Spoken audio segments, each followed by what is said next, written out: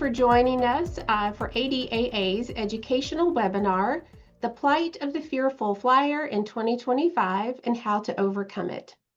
My name is Jolie Busby and I'm the Education and Training Manager at ADAA. So a little housekeeping for today's event. This webinar is being recorded. Closed captioning and translation are available. Attendees will receive a link to the recording within 3 business days.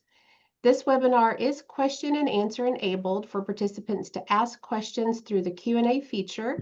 You can find it on the Zoom toolbar, usually right next to the chat or 1 or 2 icons over.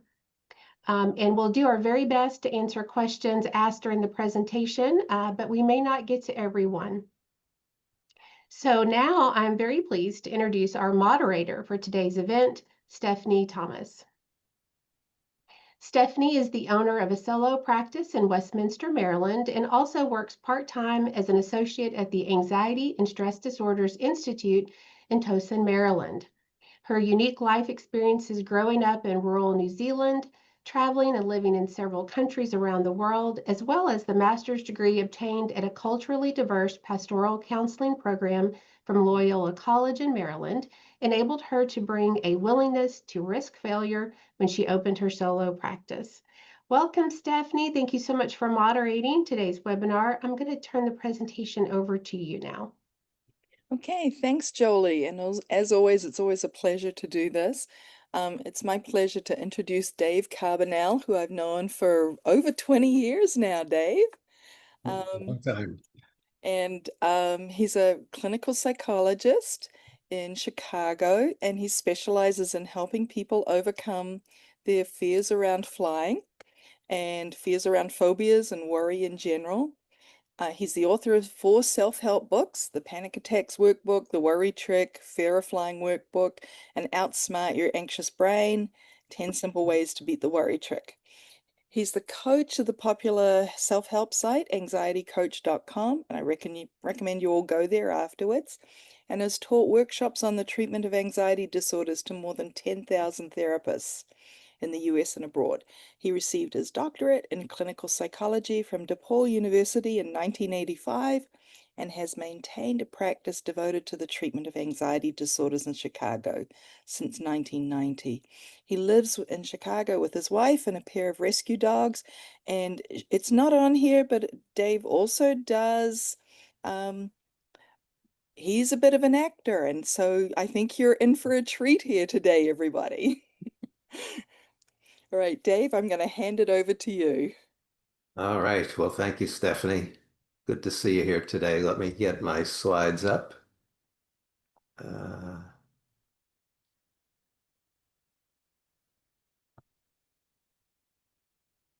Okay. So I think we're good with that. Oops. So thanks for coming out, everyone. Let me just mention at the top, the program is being recorded, so you can take notes if you like, but you might consider just sitting back and watching and taking everything in as much as you can. You could always go back and look at the recording if you want to make some notes later.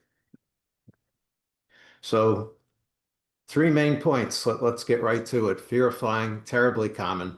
Most people who are afraid of flying tend to think they're one of a small number. They feel ashamed, they feel embarrassed, but it's a big common problem, upwards of 25 million Americans significantly affected.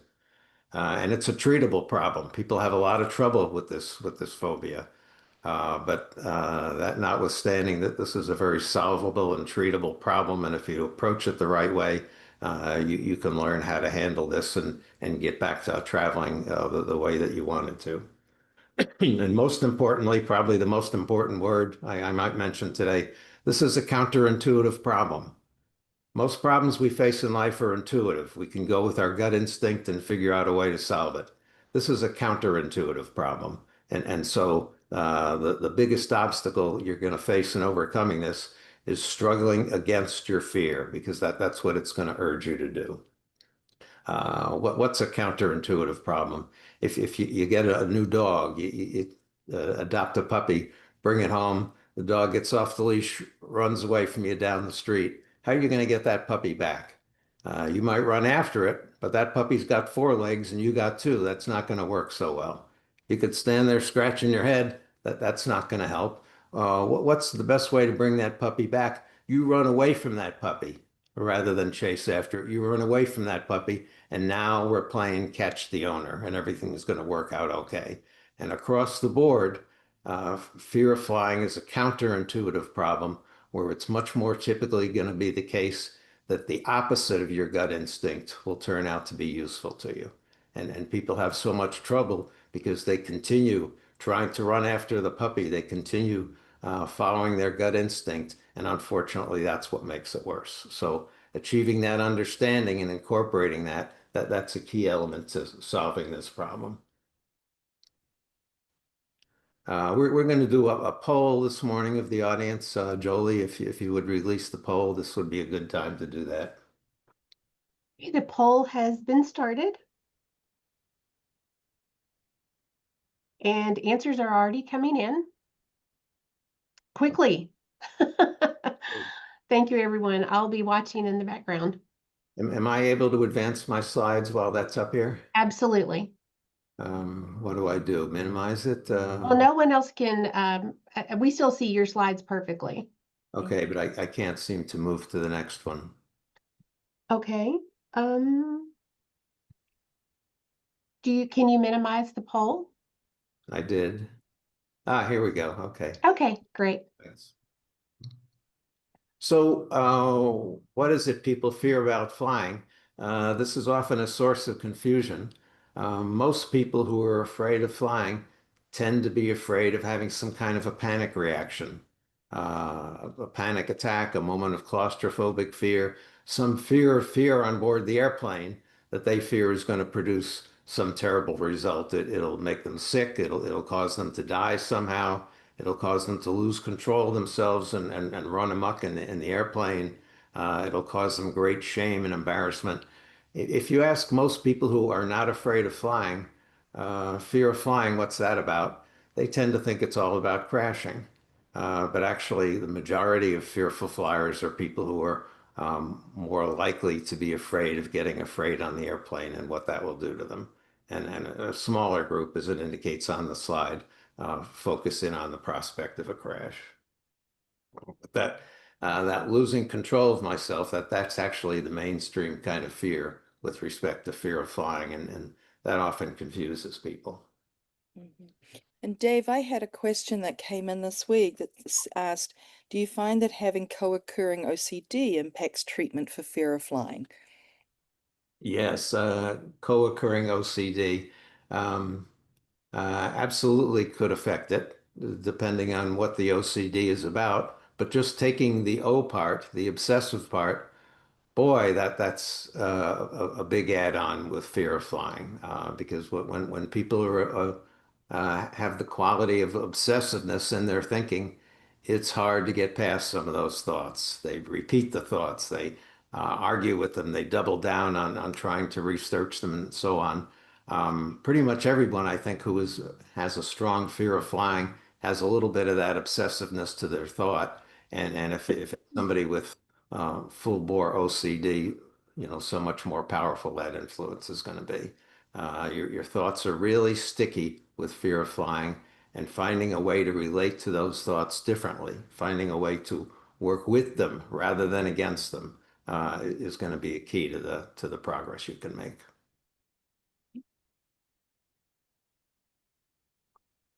So how are we doing on the poll here? Is that So we are, I think, pretty much finished. We had 138 people respond.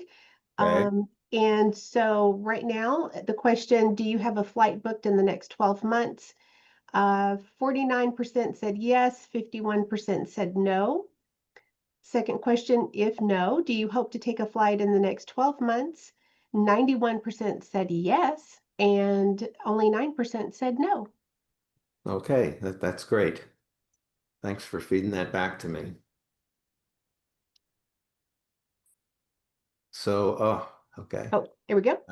So 91% May or may not, maybe half of you have a flight planned already. 91% wanting to fly sometime in the next year. So it's an important thing to notice. People are afraid of flying and they want to do it. That's a special class of problem. Nobody comes to me, for instance, with the fear, gosh, I'm terrified of what will happen if I jump into the lion's cage at the zoo, Dave. Can you help me get over my fear of jumping into the lion's cage? Nobody wants to do that. That wouldn't be advisable. People instinctively want to be able to fly. And why is that? They recognize that there's something exaggerated, something misleading, something unhelpful about the fears they experience.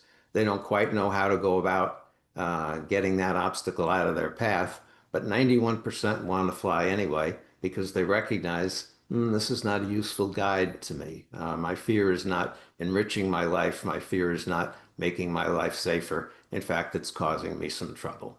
And I would like to find a way to get around it, to get past it, to overcome it. People are getting tricked by their fears, and more broadly, this is how I would characterize the trick. People experience the discomfort of all kinds of anxiety symptoms, physical sensations, strong, scary emotions, terrifying kinds of thoughts. They experience the discomfort of those symptoms and they treat those symptoms like danger and they want to run away from them and fight them off. And that's how the phobia literally tricks you into responding in ways that make it worse rather than better. Now, well, where am I? Discomfort is a pretty mild word for what you're experiencing here, but I wanted another word that began with a D to highlight this distinction between what's discomfort and what's danger. And well, that was the best I could come up with. So what does it tell you about a fear when you want to do it anyway? That there's something misleading, there's something unhelpful about that fear that I don't want to be guided by it.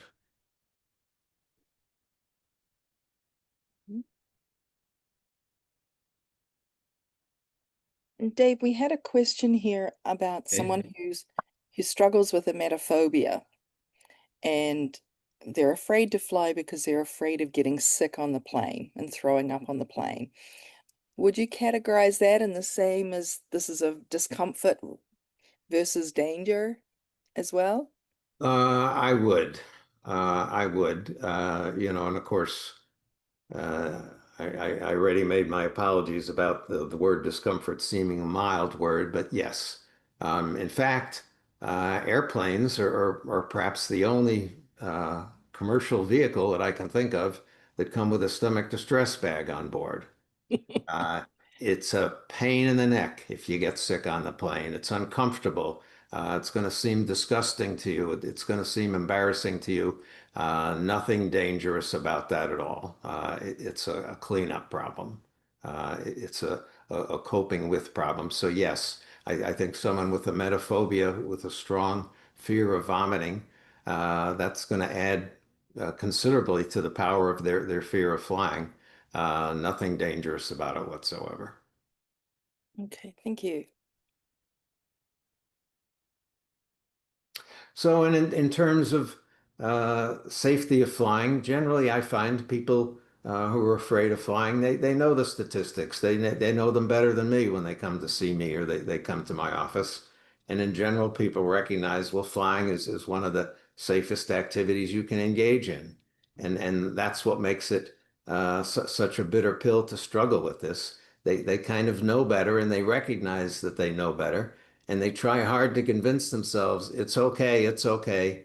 But all that convincing that they try doesn't help. And people will say that. I know that, but it doesn't help.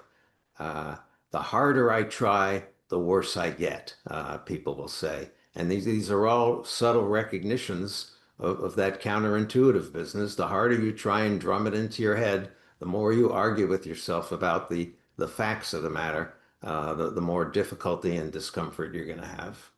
Same thing with people who are more afraid of panic attacks or vomiting or some other experience on the plane. Uh, they've already had probably lots of experience with what panic has done and has not done to them in the past. But it's hard for them to trust that history, that experience. They want to feel so sure that nothing bad will ever happen. And the only way they know how to do that is they want to try and purge all those thoughts from their mind. They tell themselves, don't think about it.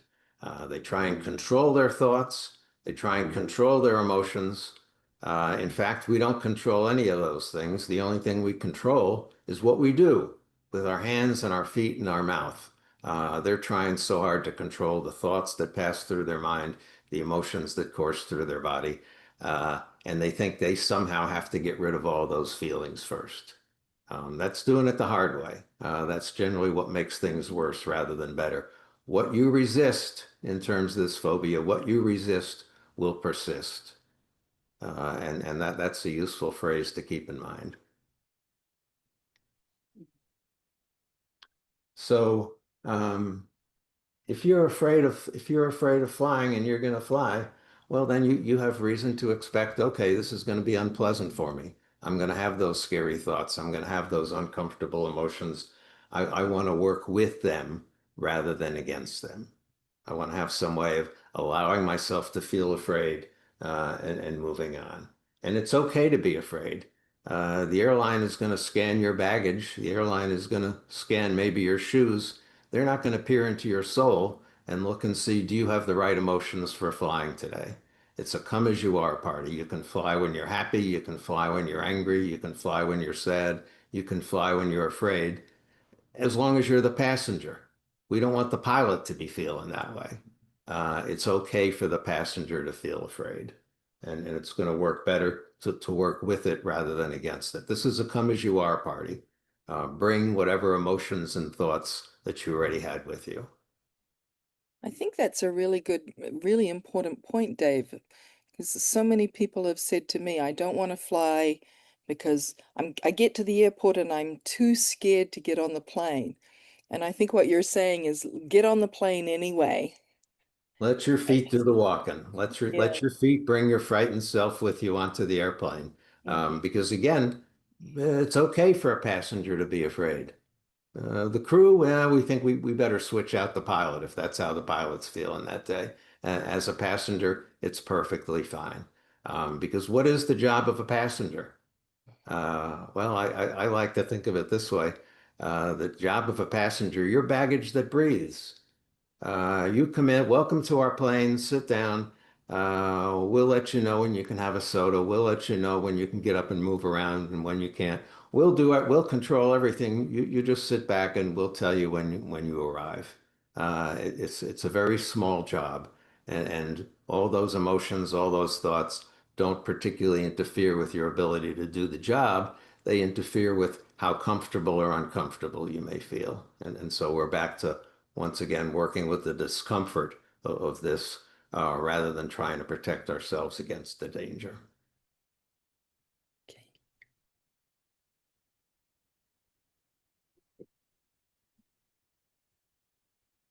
So how do people oppose the fear? They're going to respond with a variety of what psychologists like to call safety behaviors.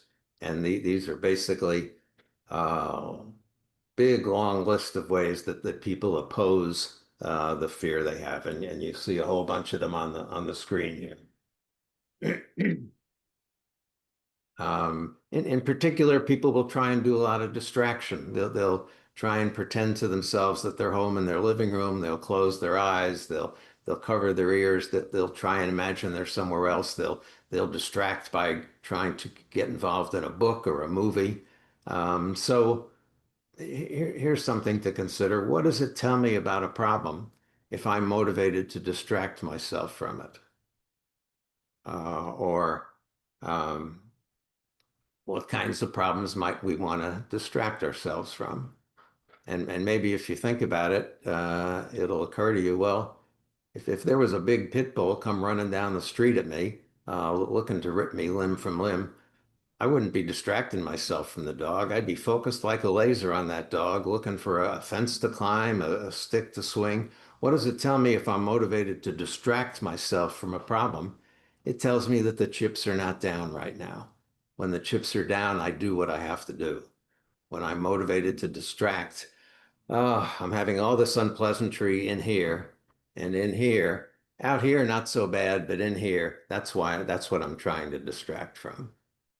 So that's a good reminder when you find yourself in that struggle to distract and get away from your thoughts. When do we do that? We do that when the chips are not down. Telling yourself, calm down. Well, maybe you've had the experience of other people telling you in certain circumstances, calm down, calm down. Does anybody ever calm down when they're told, "Hey, calm down, you"? I don't think so. And I don't think it works any better if I tell myself, calm down, damn it. It doesn't work any better if I command myself in that way than if somebody else does. And here we get back again to the counterintuitive piece. I'm afraid, I'm anxious right now. Wish I wasn't. Don't like it, don't want it, don't deserve it. But you know what? If I got to be afraid now, it's okay because I'm just a passenger. It's okay to feel afraid.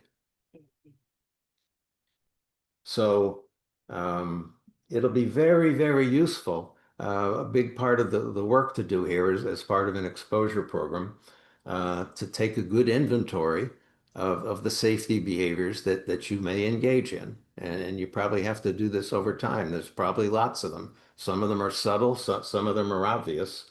Getting a good inventory of the safety behaviors that you customarily use is going to be a key part of the treatment because hopefully, as you do exposure work with this fear, you're going to come to let go progressively, a step at a time, more and more of those safety behaviors.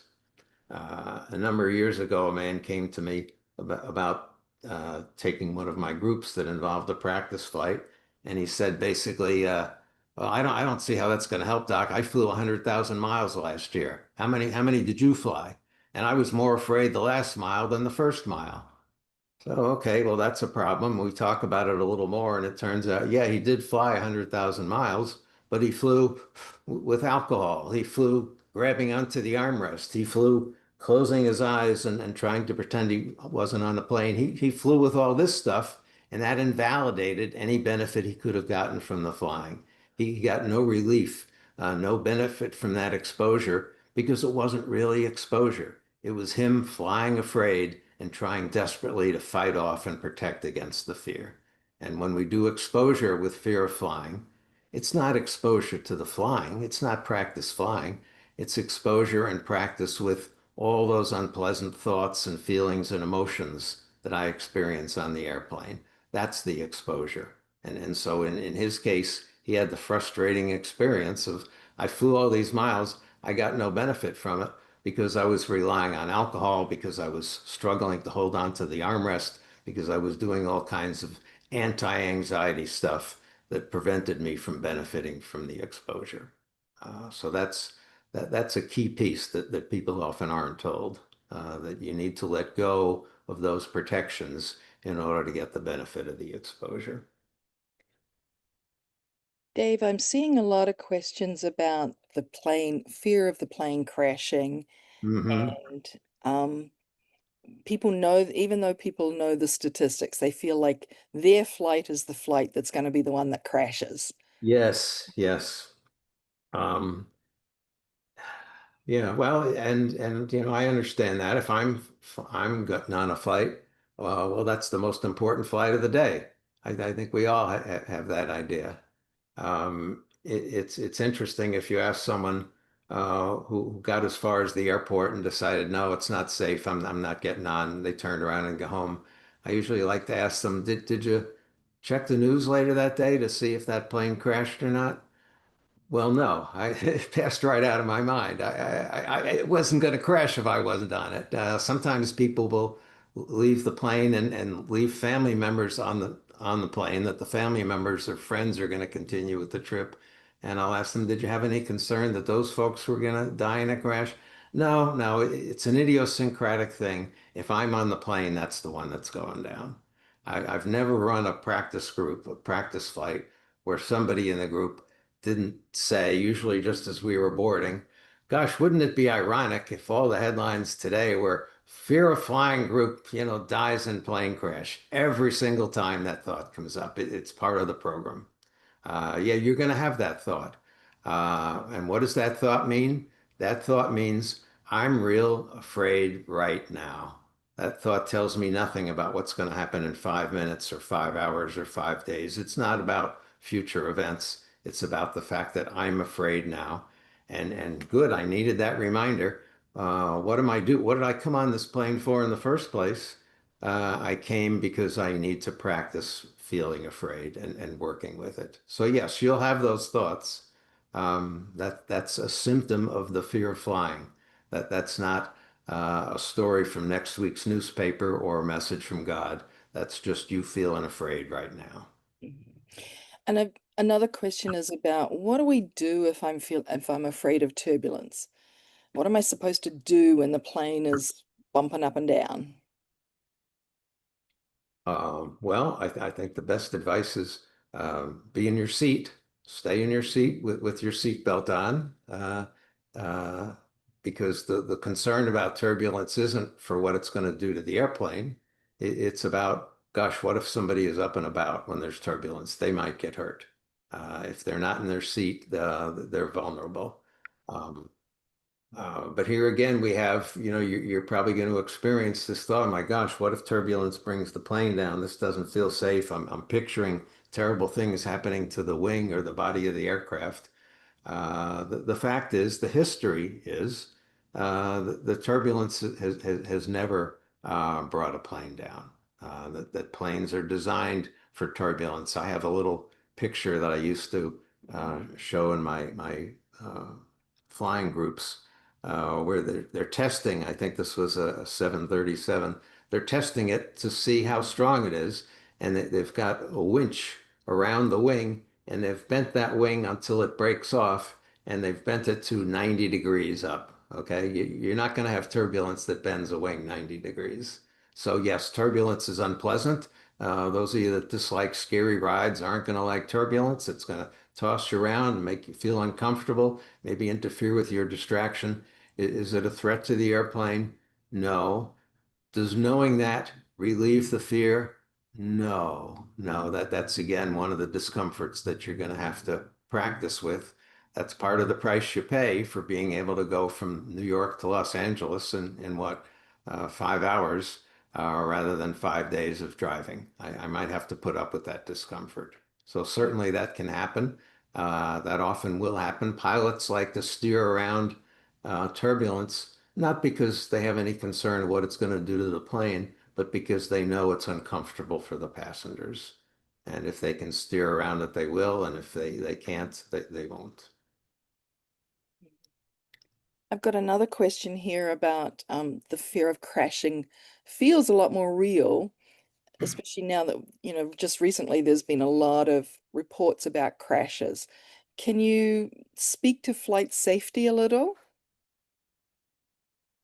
Well, the fear is real. The danger basically is not. There's lots of reports about crashes because, well, there's lots and lots of reports about the same crash. Pick the one out in outside of DC earlier this year in the US, or last week the one in India. Um, it's astonishing how few crashes there are. If we wanted to trot out the statistics, which I typically don't do, the odds are something like 1 in 800 million. It's astonishing how safe flying is, and yet because of this, because the crashes like that are so rare, we see them, we hear about them, we read about them, we think about them. It's a big deal, far out of proportion to all the other terrible things that happen to people in their regular lives. So yes. Even with all the FAA problems, air traffic control staffing problems, you'd still say that flying is safer than any other mode of transportation. Yes, yeah, I would. Certainly, we have a challenging environment for working with thoughts right now. We have all the thoughts about government cutbacks and firing people and letting go and all of this stuff. And that's a bad backdrop. I don't see any evidence whatsoever that that's been associated with planes falling out of the sky. We got a problem there, a government problem that needs to be addressed. I don't see any evidence that that's materially changed the relative safety of flying. Mhm. It has changed perhaps the amount of time and attention we give to the thought and make those thoughts more sticky, make those thoughts more obsessive, give people more anxiety. I think it's increased the discomfort. I don't see any evidence that it's changed the parameters of the danger. Okay. Here's a really good question. How do I distinguish effective coping mechanisms, for example, looking out the window at the horizon to remind myself the plane isn't moving so much during turbulence, versus safety behaviors?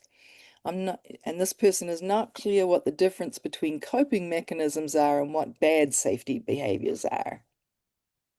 Yeah, well, that's a good question. Um, I suspect most people probably won't get rid of every single last one of their safety behaviors. Hopefully, what they do is they begin to remove and move away from the most troublesome ones, and the most troublesome ones uh, involve overt avoidance. Does it lead me to not get on the flight? Does it lead me to walk off the plane once I've been there?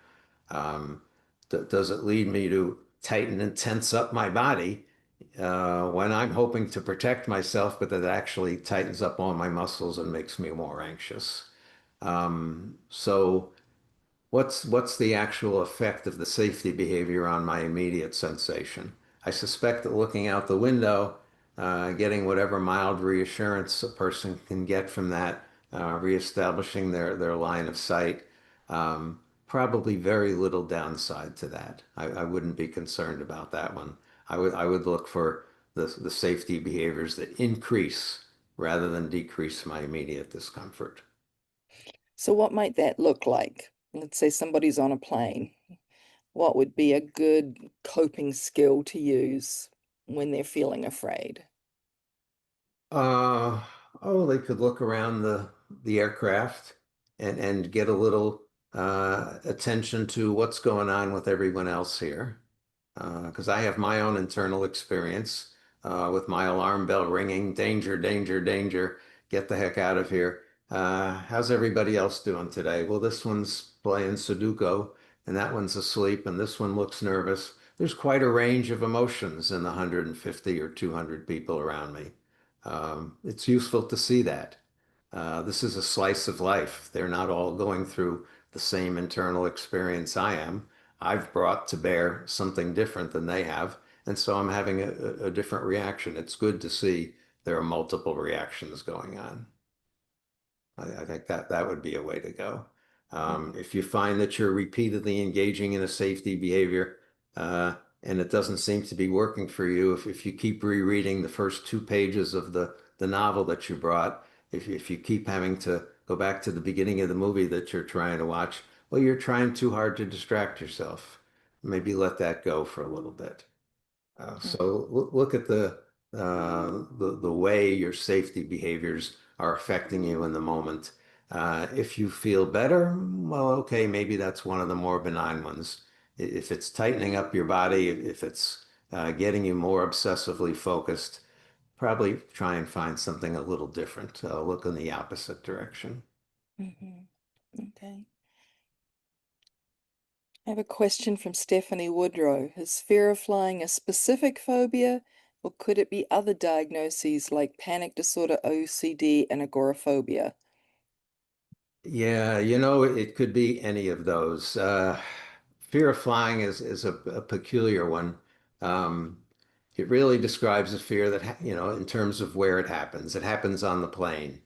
What are people afraid of? We might have 40 people afraid of flying on the same flight, and maybe 25 of them are having a different fear. One is afraid of vomiting, and one is afraid of a heart attack, and one is afraid of crying and making a spectacle of himself.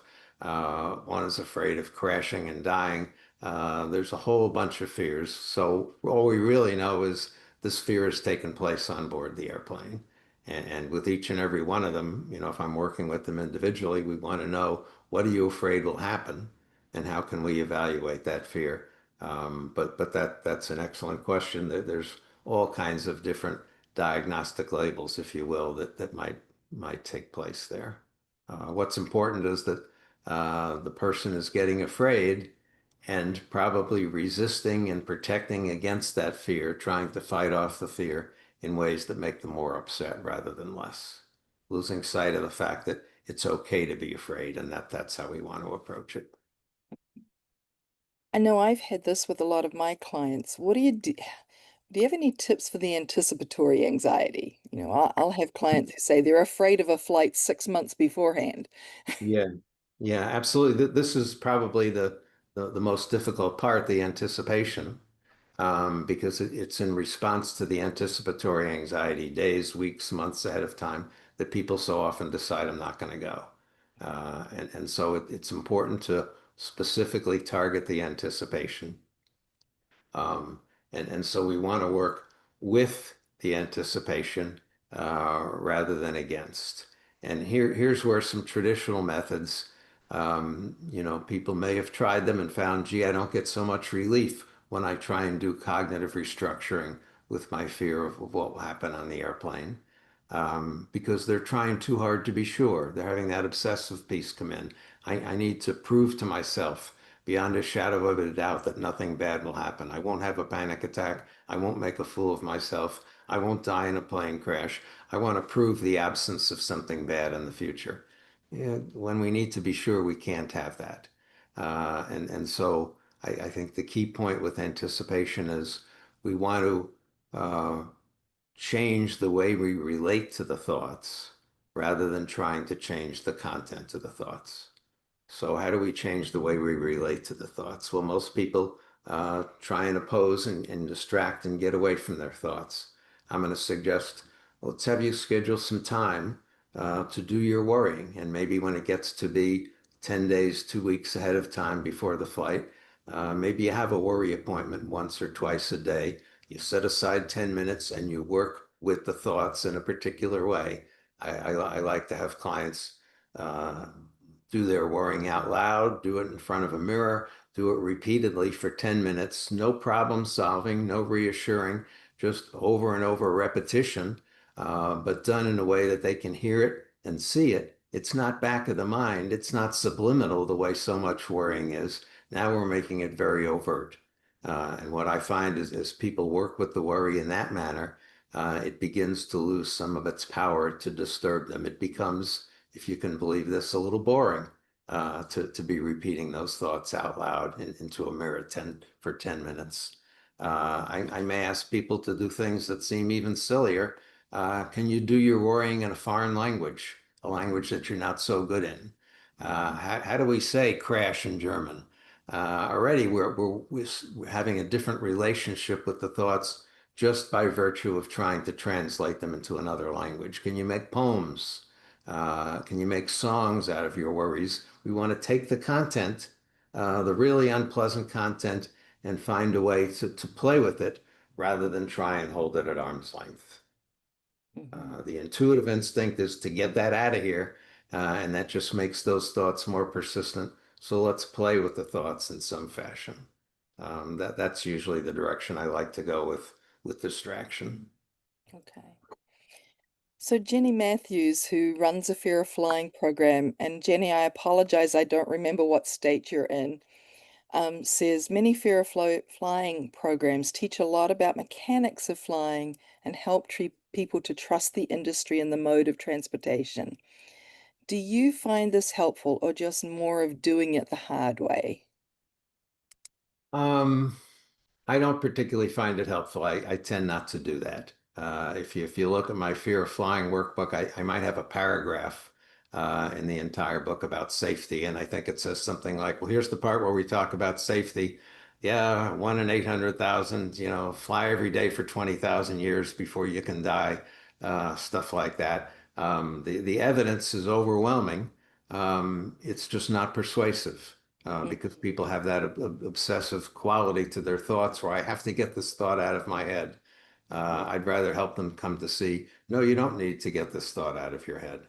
Well, if you have to fly with that thought, so be it. The more you can allow it, the more you can turn yourself over to it, the more you can fly while practicing with those symptoms, because that's what those thoughts are. They're symptoms. the more you can do that, the weaker and the less troublesome they will get over time. But you don't want to argue with them because you're essentially arguing with yourself. And you know, a person arguing with self, this is such an evenly matched contest, it can go on forever. Always arguing with myself. So yeah, okay, I'm having the thought once again of death and destruction. Oh well, do I want an orange juice or a Coke? Okay. Okay. And Jenny is from Minnesota, by the way. Um, Mm, thanks, Jenny. Another client is saying, my biggest fear of flying is getting hypoxia, which I think is one of those the mechanics of flying questions that there's a worry about what could happen, a lack of oxygen in a aircraft. Um, would you call that under the same thing that it's a worry about what could happen rather than a worry based on mechanics of flying? Um, well, I might ask the client, you know, if somebody came to me with that, I'd probably want to find out, well, what's been your experience with hypoxia on airplanes? Uh, has this been a problem for you in the past? Have you encountered this in the past? I want to help people look at, let me see if this is the next slide. Yeah, be guided by your history, not your what if thoughts. And so, whether a person is afraid of hypoxia or they're afraid of losing control themselves and running up and down the airplane like a crazy person and getting duct taped to the chair, whatever their fear is, I'm going to want to find out what's been your experience with this? What's the most out of control thing you ever did on an airplane? If I were sitting across the aisle from you, what would I notice you doing? You know, it's like that old Sergeant Friday TV show. I'm really showing my age here. Just the facts, ma'am. What has happened? Hypoxia. Yeah, I personally am very opposed to being without oxygen. I really want to have oxygen all the time. That seems important to me. Um, what do I do if the thought about hypoxia pops up in my mind? Well, I'd rather have the thought about hypoxia than no oxygen. Okay, I'm having an unpleasant thought now. That thought is a measure of how I'm feeling right now. It's not any prediction, any valid indicator of what's going to happen to the oxygen in 30 minutes or 3 hours or 2 days. So, one person's hypoxia is another person's vomiting or another person's heart attack or whatever. It's a what if, fill in the blank. And the important part of that worry statement is the what if part. Because what does that what if really mean? Here's what I think it means. Here's something terrible that isn't happening now. And why don't you think about it? Why don't you pretend that it is? It's an invitation to worry. Uh, you know, when I uh, show you some of the things I encourage people to do on the flight, I'm going to ask them to keep track of their worrisome thoughts, to have an inventory of the scary thoughts, the unpleasant emotions, keep track of how many times during the flight they have that. They're literally going to be keeping a simple frequency count. Oh, here's the hypoxia thought again, and here's the gripping the armrest again. I want to help people become a better observer of the ways that they experience fear, the scary thoughts, the physical behaviors, the sensations. It's useful to be able to observe those and notice, okay, there it goes again, feeling anxious. All right, check, check, check. That counting that I'm going to ask people to do with the observer forms, that's a proxy for acceptance. That's helping me move more in the direction of what Claire Weeks used to call floating. Let me just be with these uncomfortable sensations. Let me just be with these unpleasant thoughts. Don't like them, don't want them, don't deserve them, no good need for them. But oh well, if this is the present circumstance, I could fly with a headache, I could fly with a stomach ache, and I can fly with these, particularly since I'm a passenger. And you'd say the same about claustrophobia, right? That would go just be another one of those thoughts as well. Yes, Yeah, yes, yeah. yeah. With claustrophobia, we might talk about, well, how does the size of the airplane compare to the size of your dinette? But yeah, it's essentially the same thing. It's a set of uncomfortable circumstances, sensations, I'd rather not have them. If I could find a better way to go cross country that didn't expose me to those feelings, well, that would be okay. But driving 5 days across the country, that doesn't seem like an acceptable substitute. So how can I work with those sensations? This is, if you want to think about it this way, it's kind of an emotional surcharge that some people have to pay on top of their airfare. So it's going to cost you $400 and also 30 minutes of agonizing worry. Are you willing to pay the price? Um, Wish it wasn't. Wish it wasn't there. It would be nice if I didn't have to do that. But okay, if I got to think about those things, I can have ways of thinking about them that don't agitate and build up my fear more. I can play with them rather than dread them. Okay. So yeah, so absolutely. What's been your history? People have all kinds of terrible fears. What if I do this? What if I do that? What if this happens? What's been your history? And typically, what we find is that people haven't done any of those things. Everybody's seen those terrible stories about somebody that, has too much to drink, has some kind of a drug reaction, and they act like a crazy person on the airplane. And they get duct taped to the chair and carried off at the next stop. And every time I see one of those, I know what's happening across the country. Every person with panic attacks, everybody with fear of flying is looking at that thinking, oh my God, that could be me. Well, no, it couldn't really be you because people with panic attacks tend to be inordinately cooperative. Try so hard to stay out of the way and not cause trouble. The person that acts in this manner, they had a lot of different kinds of problems than the person with panic or claustrophobia. But once again, there's a stimulus for having those thoughts. Hmm. And so I want to play with those thoughts rather than use them as the basis for me to cancel my reservation. And we had one person ask, if I've been somebody who stood up before and asked the pilot to take the plane back to the gate, what do I do differently now? How do I deal with that? Um, well, I guess first thing I would want to know, a little more. Um, did somebody say to you, I'm sorry, we can't do that, and then you sat down and went on? Or Uh, did it seem to you as though you charged the cockpit and they had to pin you to the ground? If you made a request and they said no, and then you went on with the flight, okay, I'd want to know how do you feel about that? Have you come away with some kind of embarrassment? Or are you concerned that everybody on the plane went home that night and that was what they talked about over the family dinner table, what you said on the aircraft? What's been your reaction to that? But as you describe it, yeah, okay, that was somebody that felt afraid and they asked for some relief and then they didn't get it and they had to put up with that. Um, I think it's realistic to expect what once the plane pulls away and the trip starts, you're going and you're going to have anxiety and you have to work with that. Um, I'd want to talk with that person. Well, what happened when, how was the rest of your day? How did the flight go? How did you do the next day? Um, uh, what did it do versus what did it threaten to do? How has that influenced you? But always coming back to what's been your actual history? What's the most out of control thing that you did? What was the worst thing that was done to you?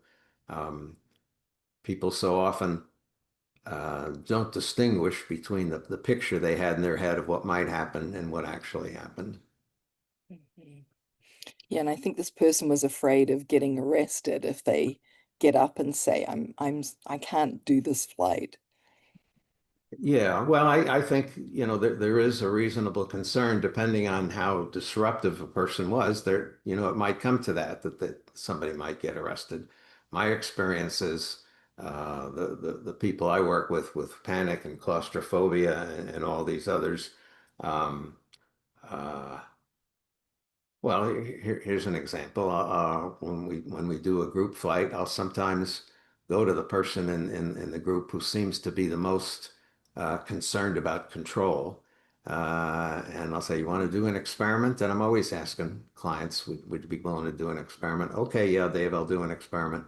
Well, here's an experiment. I'd like you to push the call button and ask the flight attendant for a packet of sugar. No, I don't want to do that, Dave. That's stupid. Well, come on, it's just an experiment. I've asked you to do many experiments. Push the five button, ask no, I don't want to do that, Dave. I'm not having any coffee. It's stupid. Well, come on. After a while, it becomes apparent the person's not going to do this. Okay, if I finally asked them for an experiment, that they're digging in their heels and saying no. And so now I want to have a conversation with that person. If you're so unwilling to do this silly thing of pushing the call button to ask for some sugar that you don't need, how much less likely are you to be charging the cockpit and disrupting the entire flight? Okay, that's the point that I want them to recognize. They have all these fears about, oh, wouldn't it be awful if I was out of control and did these terrible things? I guess it would be. But the what if isn't telling us anything about what you tend to do. Yeah. I always say to clients, quit the what ifing and let's stay in the here and now. Yeah, yeah. When this was a big thing, maybe 5 or 10 years ago, everybody had to have an elevator speech to introduce yourself to someone, tell them what you did professionally. Th This was mine. Uh, I'm Dave Carbonell. I'm a psychologist. I work with people who are afraid of things that tend not to happen. That's what my practice is about. Hmm. Did you have more slides? Because we have a ton of questions. Yeah, let's just lay them on me. I'll just continue to go through the slides and take questions. I wanted to just emphasize this point again. You're a passenger. Be a passenger. Fulfill all the role of a passenger. A passenger doesn't need to check the weather channel. The airline has somebody doing that for you.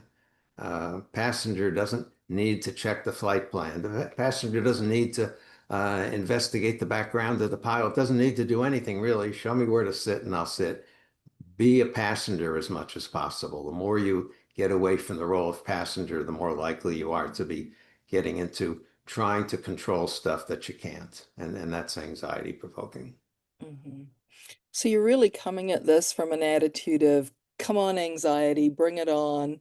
I can be, like Reed Wilson says, I can be here and do this no matter how I feel. Yes, absolutely. Yeah. Um, uh, when we talk about a practice flight, um, practice is actually with being afraid on the airplane. The practice isn't with flying. We know flying works. The crew knows flying works. The practice is with the fear. And so I want to show up and allow myself to have fear to work with, to practice so that over time I become less and less afraid of getting afraid. So that's absolutely right. And the only way to do that, the most effective way, is to show up and practice with the fear.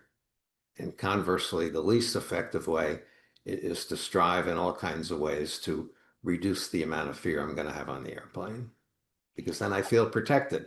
And you know what? The more I feel protected, the more I come to believe I have a need to be protected.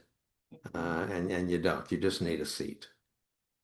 And I have two anonymous attendees here who've one said, "Hey, I actually witnessed a couple of crashes where people died," and another one said um, that they were on a flight that had a system malfunction where the air mask dropped and the plane lost cabin pressure.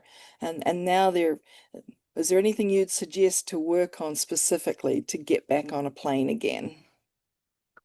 Well, now we're probably talking about people who experience something closer to what we would call post-traumatic stress disorder, where they went through an actual bad experience, life-threatening or apparently life-threatening.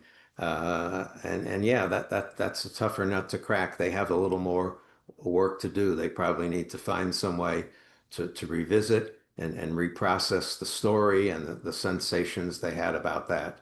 Um, so the only additional piece is they're probably going to have to be revisiting and reviewing that story for a while to get some of the effects out of their system. Yeah. There's some extra work there beyond uh, the more conventional panic disorder where it's all what if of stuff that I haven't actually experienced. Mhm. Dr. Carbonell and Stephanie, we have about maybe 2 minutes more for a couple of questions or a little more information from your slides. Okay, I think, let's see. Yeah, okay. I'll just mention some of these tools, the symptom inventory. I ask people to keep track of what their symptoms they're having on the flight. I ask people to graph their fear at 10-minute intervals. The panic journal to it's a questionnaire when they're literally having a panic attack on the plane. Ways to get into the role of observer. The more you can be in the role of observer, the less you're going to feel cast in the role of victim. So that's a useful thing to do. Most of those you'll find on my website and also in my Fear of Flying workbook. Um, Description of the aware steps. I'm not going to try and do that now, but that's also something that you can read about on the website and in the workbook. Um, so yeah, we can take whatever time we have left for another question or two. I want to thank everybody for showing up and asking your questions and paying attention.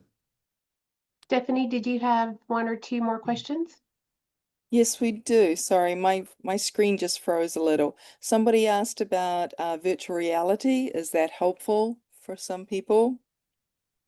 It seems to be helpful for some people. There's research that indicates that. I think probably people that find that useful, they still have an extra step because, well, I'm still aware, okay, now I'm going to transition from the VR machine to a flight, but maybe it breaks it into smaller steps. And if it breaks it into smaller, more digestible bits, well, that's always to the good.